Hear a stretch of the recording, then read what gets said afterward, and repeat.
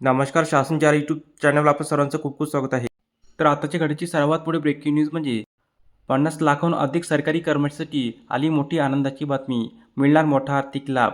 या संदर्भात एपिसोडच्या माध्यमातून संपूर्ण अपडेट सविस्तरपणे पाहूया. सरकारी कर्मचाऱ्यांसाठी अखेर आनंदाची बातमी समोर आली आहे. गेल्या अनेक महिन्यापासून ज्या निर्णयाची प्रतीक्षा होती तो ऐतिहासिक निर्णय केंद्र सरकारने घेतला आहे. प्रधानमंत्री नरेंद्र मोदी यांच्या अध्यक्षतेखाली झालेल्या मंत्रिमंडळाच्या बैठकीत 8व्या वेतन आयोगाच्या अंमलबजावणीला आणि त्यांच्या अटींना अधिकृत मंजुरी देण्यात आली आहे.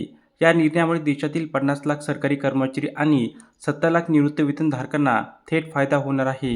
या आयोगाची स्थापना झाल्यामुळे आता पगारात किती वाढ होणार आहे आणि तो कधीपासून लागू होणार याची संपूर्ण माहिती आपण या एपिसोडच्या माध्यमातून पाहणार आहोत. सरकारने या आयोगाच्या कार्यासाठी तज्ज्ञाची नियुक्ती केली आहे. या समितीला 18 महिन्याच्या आत आपला अहवाल सरकारला सादर करावा लागणार आहे.